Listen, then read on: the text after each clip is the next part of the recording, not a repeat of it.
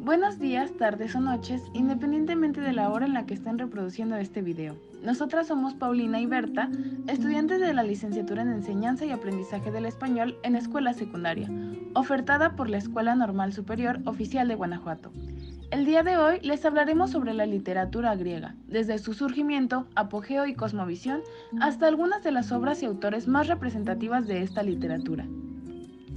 Esto con el propósito de que tanto los estudiantes de escuelas secundarias como los docentes en formación tengan conocimiento del surgimiento e impacto de la literatura griega, ya que esto no solo abona a nuestra formación lectora, sino que amplía nuestro panorama hacia las diferentes culturas y tradiciones plasmadas en sus obras.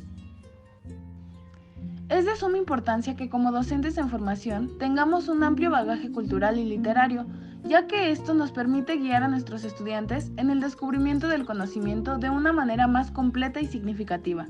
A su vez, el mantener una relación estrecha con toda literatura nos permite tener una visión más amplia no solo en la parte literaria, sino también con respecto a la sociedad y la evolución que ésta ha tenido a lo largo de la historia. Contexto cultural, época y lugar en que se originó el movimiento literario. La sociedad griega era esclavista, por lo tanto muy desigual. Lo componían dos grupos de personas, los libres y los esclavos. Los libres no pertenecían a nadie y podían ser propietarios de esclavos en función de su riqueza. Se dividían en dos categorías, ciudadanos. Estos poseían derechos políticos, por lo que podían votar y elegir cargos públicos, así como ser elegidos ellos mismos como tales. En la polis de Atenas se consideraba ciudadanos a los hijos de padre y madre atenienses, pagaban impuestos y tenían la obligación de servir en el ejército. Muchos de ellos eran agricultores o comerciantes. Constituían una minoría. Se estima que en el siglo V a.C., de los 400.000 habitantes que poseía Atenas, solo eran ciudadanos unos 40.000. Por otro lado, estaban los no ciudadanos. En Atenas recibían el nombre de metecos y eran emigrantes recientes en la ciudad. En Esparta se llamaban periecos. Eran hombres y mujeres libres, pero carecían de derechos políticos y no podían ostentar cargos públicos. Normalmente se dedicaban a las artesanías y al comercio. Algunos de ellos llegaron a ostentar grandes fortunas. Los esclavos estaban desprovistos de cualquier tipo de derechos, tanto hombres como mujeres de esa condición. Muy abundantes en Grecia, estaban privados de libertad y eran propiedad de los hombres libres o del Estado.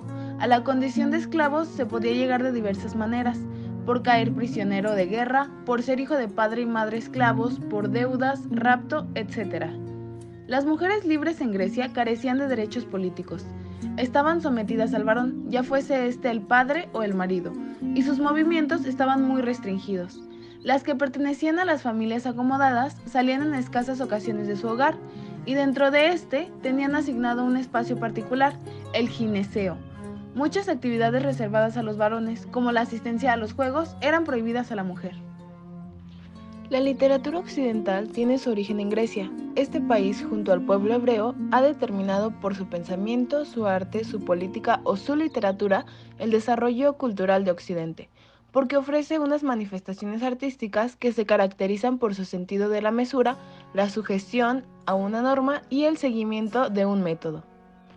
Las principales características de la literatura griega son: número 1, la búsqueda incesante de la perfección y la belleza. Número 2, originalidad y notable creatividad. Número 3, la imaginación y la fantasía están reguladas por la razón. Número 4, atención preferencial a la razón. Y por último, número 5, utiliza la narrativa épica. Los periodos de la literatura griega son: periodo arcaico, tercer milenio, siglo IX a.C. Las manifestaciones literarias de este periodo fueron en verso y se caracterizó por la oralidad. Se entonaban poemas y cantos asociados al culto a los dioses y acontecimientos de la vida colectiva, lamentaciones fúnebres, linios y trenos, cantos guerreros, peanes, cantos de bodas y meneos, rituales de iniciación religiosa, teletes. Periodo helénico, siglo VIII al IV a.C. Durante los siglos VIII al IV a.C. se continuaron componiendo poemas épicos vinculados al ciclo troyano y a las leyendas tebanas. Algunas de estas epopeyas cíclicas nos han llegado fragmentadas y son de autoría dudosa, pero se conocen debido a la labor de eruditos de la época bizantina. El helenístico, siglo IV al II a.C. En este periodo se dan las conquistas de Alejandro Magno. El arte helenístico se caracteriza por la fusión de elementos griegos y asiáticos, así como por la incorporación de temas basados en una nueva concepción de la vida, marcada por la expresión intensa de las emociones. Periodo grecorromano, siglos II a.C. al 5 después de Cristo. En este periodo no se puede hablar estrictamente de la literatura griega, pues el mundo cultural en que se desenvuelve coincide con el apogeo de la literatura latina y las primeras manifestaciones de la literatura cristiana. Sin embargo, a pesar de la hegemonía política y militar de los romanos, los griegos lograron influir culturalmente en los dominadores y sirvieron de modelo a los latinos. Periodo bizantino, siglos VI al XV después de Cristo. La literatura bizantina está asignada por la fusión entre el helenismo y el cristianismo. La lengua empleada fue el griego, bajo dos formas: griego clásico para la literatura culta y koiné en la literatura popular. La literatura en koiné, de carácter más popular que la escrita en griego clásico, cultivó la epopeya, novela y sátira. Cosmovisión. La mitología griega consiste en parte en una extensa colección de relatos que explican los orígenes del mundo y detalla las vidas y aventuras de una amplia variedad de dioses griegos y héroes antiguos.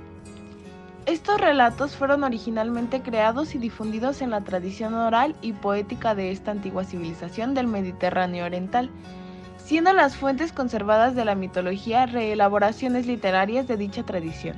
La mitología griega también era representada en artefactos, algunos de ellos obras de arte, notablemente las vasijas pintadas. Los propios griegos se referían a los mitos y las obras de arte relacionadas para arrojar luz sobre las prácticas religiosas y tradiciones rituales que eran ya antiguas y en ocasiones pobremente comprendidas. La envergadura de las historias y personajes de la mitología griega va desde las atrocidades de los primeros dioses a las brutales guerras de Troya y Tebas, desde las infantiles travesuras de Hermes a la conmovedora pena de Deméter por Perséfone. Todo ello relatado con minucioso detalle en una desconcertante variedad de medios. Además de lo anterior, el reparto de personajes incluye muchos monstruos, demonios, ninfas, sátiros y centauros. La mitología griega se compone de historias contadas por los griegos antiguos sobre sus dioses y héroes, la naturaleza del mundo y los orígenes, y a su vez la importancia de sus prácticas religiosas. Los mayores dioses griegos eran los 12 olímpicos. Géneros y subgéneros literarios. Los principales temas de la literatura griega estaban relacionados con los dioses griegos, ligados al fatum o destino, la filosofía ligada a la moral y la razón, y a su vez a la política. La clasificación de los géneros literarios se inicia con Aristóteles, quien en su obra La Poética distingue los siguientes géneros.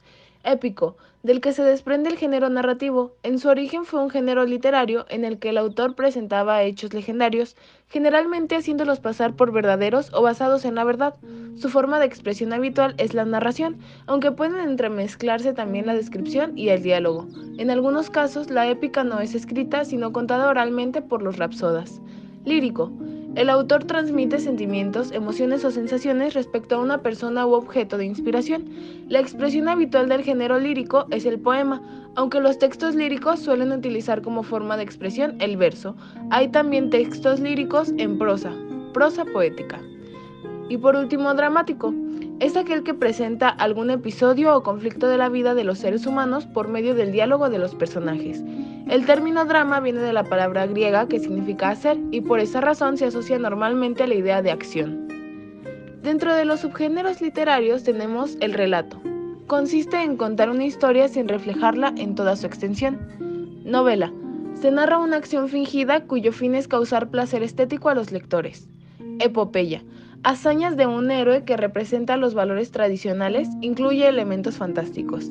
Poema épico. Presenta hechos legendarios o ficticios de héroes representando ideales. El mito. Narración corta que tiene una función explícita de carácter alegórico. Cuento. Es anónima de carácter oral, sirve para pasar el tiempo, argumento sencillo. Y por último, el romance.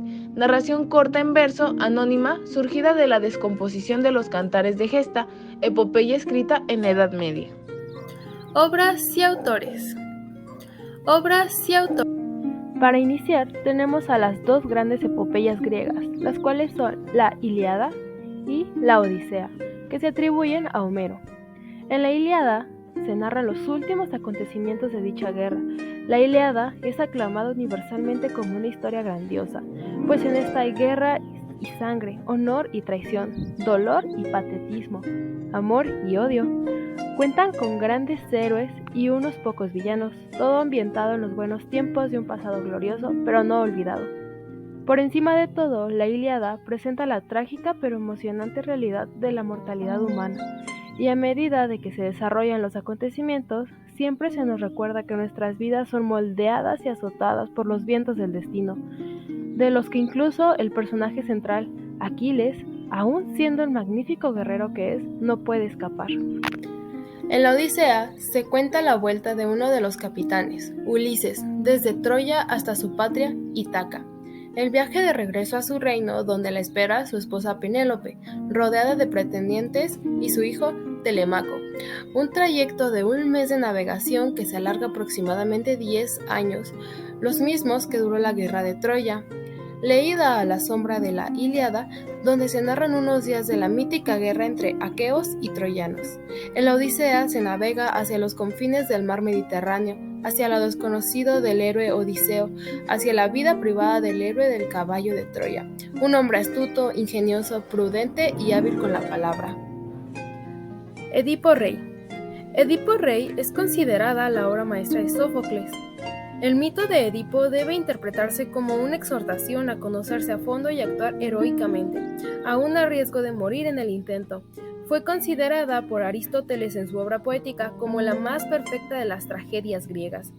Edipo Rey es un drama de revelación que propone la búsqueda de lo que se esconde tras las apariencias, la indagación en la esencia de lo que uno es y la constante lucha del individuo contra el destino. Para finalizar, dentro de las obras tenemos los diálogos de Platón. Diálogos que tratan temas socráticos y se centran en definiciones de conceptos como la piedad, la mentira, la amistad, la virtud y si ésta se puede o no enseñar. También aparecen temas órficos de influencia pitagórica, la inmortalidad del alma, primeras alusiones a las ideas y a la reminiscencia, y estudios sobre el lenguaje. A continuación, los principales escritores. En el año 525 a.C., Esquilo fue quien introdujo las innovaciones que dieron forma definitiva a la tragedia, sobre todo al incluir en escena, además del coro, 2 personajes y más tarde influido por Sófocles, un tercero.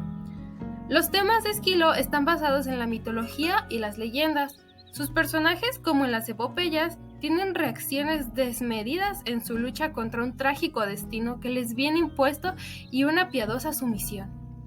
Sófocles, para los años 495 a.C., logra algunas innovaciones importantes en el teatro griego de su tiempo, al introducir al tercer actor, al aumentar los componentes del coro y al lograr que sus personajes evolucionen a lo largo de la historia. Ya no son los héroes semidivinos de Esquilo, sino seres cercanos que razonan, sufren y se enfrentan a dilemas en los que tienen que decidir. Se caracterizan por su serenidad y grandeza de ánimo. Tuvo el difícil arte de armonizar lo más siniestro de la existencia con lo más lírico del sentimiento. Eurípides. En los años 480 a.C. tenemos el tercer gran trágico griego, Eurípides. Como sus predecesores, toma también sus temas de las antiguas leyendas sobre Troya o Tebas, pero se diferencia de Sófocles o Esquilo en la manera de tratarlos.